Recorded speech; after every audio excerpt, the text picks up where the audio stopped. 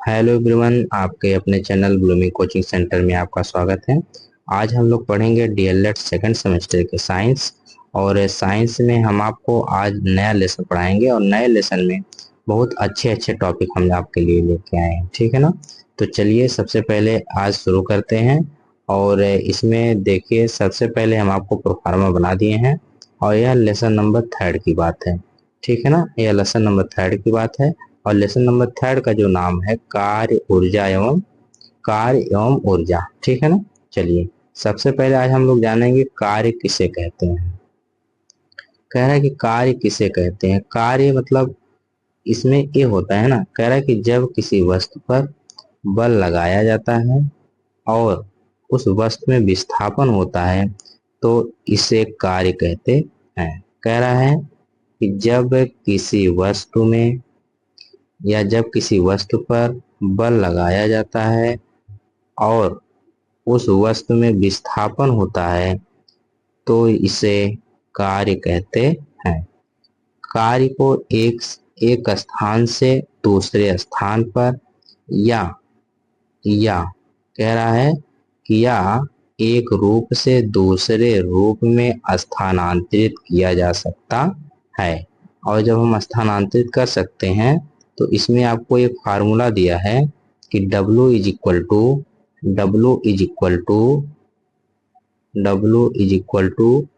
F into S. ठीक है ना? यानी कि कार्य बराबर बल बल फिर गुणे विस्थापन। कह रहा है कि बल गुणे विस्थापन। ठीक है?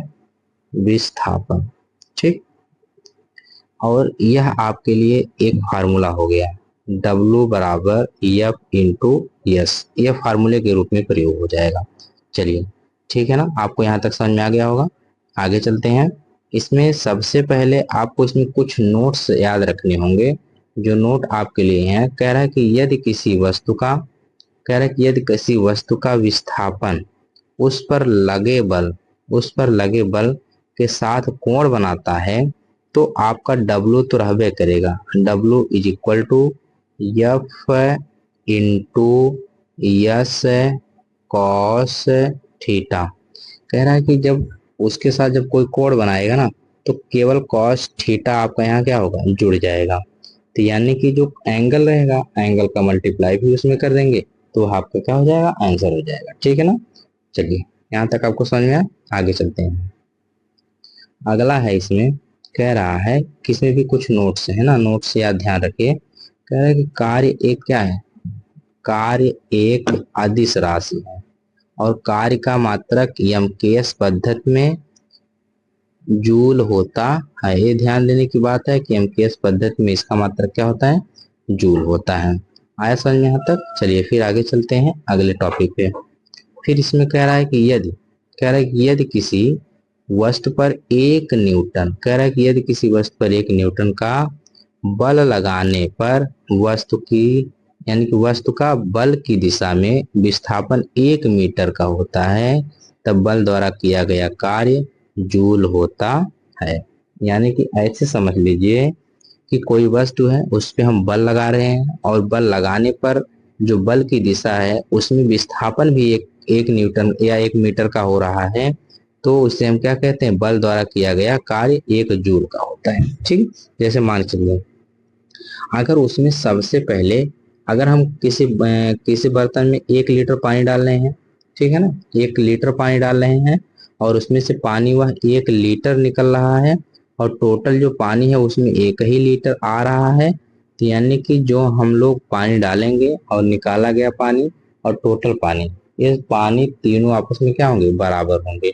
तो ये कह रहा है कि यदि किसी वस्तु पर 1 न्यूटन का बल लगाया गया है और उसकी विस्थापन की जो दिशा भी 1 मीटर की है तो बल द्वारा किया गया कार्य 1 जूल का होता है। ठीक है ना? यहाँ तक आपको समझ में आ गया होगा। चलिए आगे चलते हैं। अब सबसे इंपॉर्टेंट आ रहा है, कह रहा है कि ऊर्जा ऊर्जा किसे कहते हैं। कह रहा है किसी वस्तु के कार्य करने की क्षमता को उस वस्तु की ऊर्जा कहते हैं। कह रहा है कि उसी वस्तु की ऊर्जा कहते हैं। और ऊर्जा एक क्या है? अदिश राशि है। एमकेएस पद्धति में ऊर्जा का मात्रक जूल होता है। ध्यान दीजिएगा, एमकेएस पद्धति में ऊर्जा का मात्रक जूल होता है और ऊर्जा एक अदिश राशि है। ठीक है ना, यहाँ तक आपको समझ में आ गया। फिर से देखिए, कह रहे किसी वस्तु के कार्य करने की क्षमता को उस वस्तु की ऊर्जा कहते हैं। जैसे हम लोगों ने क्या किया, 5 रोटी खाया और बोला गया कि कोई खाना खाया, ये नहीं बताया गया खाना किसके द्वारा खाया गया। जैसे बताया जाता कि किसी अननोन पर्सन के द्वारा खाना खाया गया, तो जो खाना खाया गया उस व्यक्ति द्वारा खाया गया है। तो वही कह रहा है किसी वस्तु के कार्य करने की क्षमता को उस वस्तु की ऊर्जा कहते हैं। ऊर्जा एक अदिश राशि है और एमकेएस पद्धति में ऊर्जा का मात्रक जूल होता है। ठीक है, यहाँ तक आपको समझ में आया। चलिए आगे चलते हैं।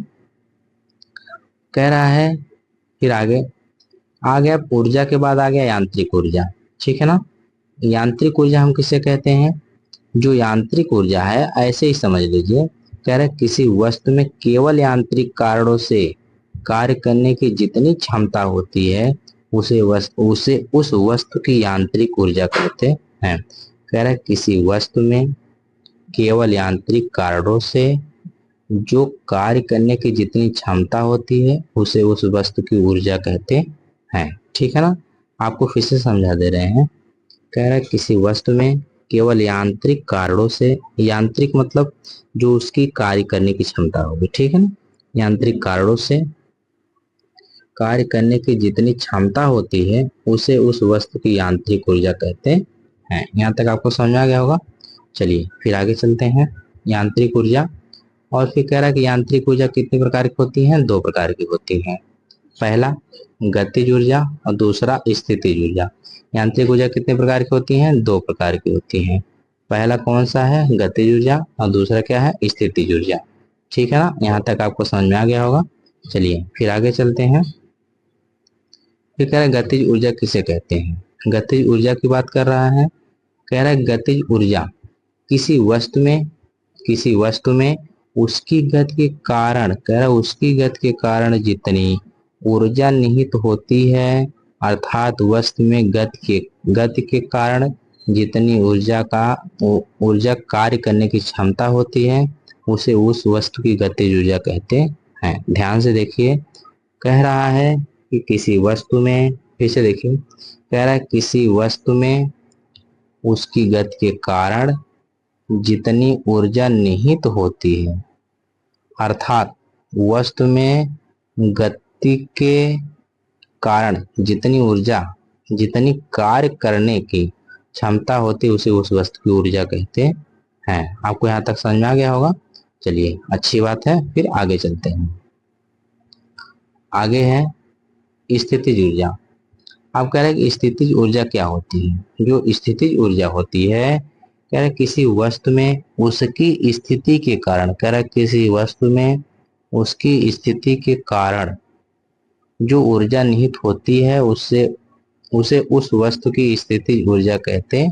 ध्यान से देखिए, कह रहा किसी वस्तु में उसकी स्थिति के कारण जो ऊर्जा निहित होती है उसे उस वस्तु की स्थितिज ऊर्जा कहते हैं। आया समझ में? चलिए अच्छी बात है, फिर आगे चलते हैं। एक चीज ध्यान दीजिएगा, जो निहित होने वाली जो ऊर्जा होती है उसको हम कौन सी ऊर्जा कहते हैं? स्थितिज ऊर्जा कहते हैं। चलिए आगे, स्थितिज ऊर्जा के प्रकार। अब देखो यहाँ से सबसे अच्छी बात है कि स्थितिज ऊर्जा के हम प्रकार लिखा दे रहे हैं, आपको इसमें से एक हो सकता है मिल जाए। कह रहा है स्थितिज ऊर्जा के प्रकार। स्थितिज ऊर्जा में पहला होता है गुरुत्वीय स्थितिज ऊर्जा, प्रत्यास्थ गतिज ऊर्जा, उसके बाद स्थिर वैद्युत स्थितिज ऊर्जा और चुंबकीय स्थितिज ऊर्जा। ये सब ऊर्जा के प्रकार होते हैं। अगली वीडियो जब हम बनाएंगे आपको इसमें सब ऊर्जा के प्रकार बता देंगे। ठीक है ना, और इसमें देखिए इसके आगे आपको दिया है स्थितिज ऊर्जा के बाद फिर इसमें से ऊर्जा आ गया। इसे ऊर्जा का मात्रक, ऊर्जा एमकेएस पद्धति में ऊर्जा का जो मात्रक होता है वह जूल होता है। एमकेएस पद्धति में ऊर्जा का मात्रक क्या होता है? जूल होता है। याद करने वाली बात है, आप इसको लर्न कर लीजिएगा। ठीक है ना, इसको जब आप लर्न कर लेंगे तो आपको ध्यान रहेगा, नहीं तो ये आपसे भूल जाएगा। ठीक है ना, फिर आगे देखिए, यांत्रिक ऊर्जा हो गया, गतिज ऊर्जा, स्थितिज ऊर्जा, गतिज ऊर्जा, फिर आगे हम आपको बताए दिए स्थितिज ऊर्जा हो गया। और इसे कह रहा है कि फार्मूला फार्मूला इसमें आपको दिया है ना, फार्मूला जो दिया है कह रहा है कि इसे पीई यानी कि potential energy is equal to mgh द्वारा व्यक्त किया जाता है। ठीक है ना। आगे इसमें फिर रासायनिक ऊर्जा, यह आपके लिए इंपॉर्टेंट है। कह रहे हैं कि रासायनिक पदार्थों में उपस्थित ऊर्जा रासायनिक ऊर्जा कहलाती है। कह रहे हैं कि रासायनिक पदार्थों में उपस्थित ऊर्जा रासायनिक ऊर्जा कहलाती है। रासायनिक ऊर्जा वह ऊर्जा होती है जो रासायनिक पदार्थों में उपस्थित होती है, उसे हम रासायनिक ऊर्जा कहते हैं। ठीक है, आगे चलिए।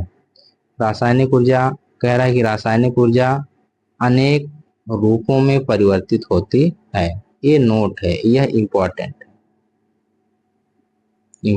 है। ठीक है ना, ये ध्यान दीजिएगा कि यांत्रिक ऊर्जा जो होती है वह अनेक रूपों में परिवर्तित होती है। ठीक है ना। आगे देखिए, कह रहा है कि जैसे, ध्यान से देखिए, कह रहा है कि जैसे माचिस पर दिया सलाई को रगड़ा जाता है, माचिस पर दिया सलाई को रगड़ा जाता है, कमेंट करके बताइएगा दिया सलाई किसको कहते हैं। तो प्रकाश एवं उष्मीय ऊर्जा उत्पन्न होती है। यह ऊर्जा पदार्थों के, कह रहा है कि यह ऊर्जा पदार्थों के रासायनिक संगठन के कारण होती है। ठीक है ना। तो जो हम लोग माचिस पे दिया सलाई को रगड़ते हैं, रगड़ने के बाद प्रकाश एवं उष्मीय ऊर्जा उत्पन्न होती है। यह ऊर्जा पदार्थों के रासायनिक संगठन के कारण होती है, इसलिए इसे हम क्या कहते हैं, रासायनिक ऊर्जा कहते हैं। यहाँ तक आपको समझ में आ गया होगा। अच्छा चलिए, थोड़ा सा अब देखिए, यहाँ तक जो था आज का ही पीडीएफ था। इसके बाद हम आपको अगले वीडियो में बताएंगे कि स्थितिज ऊर्जा के प्रकार क्या थे, गतिज ऊर्जा के प्रकार हैं, इनके बारे में बात करेंगे। जो आप मेरा जो व्हाट्सएप चैनल है उसको भी ज्वाइन कर लीजिए। जैसे मेरा व्हाट्सएप नंबर है, नोट कर लीजिए, 7355 73 42 74, 7355 73 42 74। इस पे सबसे पहले आपको, ये कॉलिंग नंबर नहीं है, सोचिएगा मत, ये कॉलिंग नंबर नहीं है, ओनली व्हाट्सएप नंबर है, ओनली व्हाट्सएप नंबर है। ठीक है ना। ये आपको केवल, आप इस पे हमको व्हाट्सएप करेंगे, हम आपको एक लिंक भेज देंगे, आप मेरे व्हाट्सएप ग्रुप से जुड़ जाइएगा।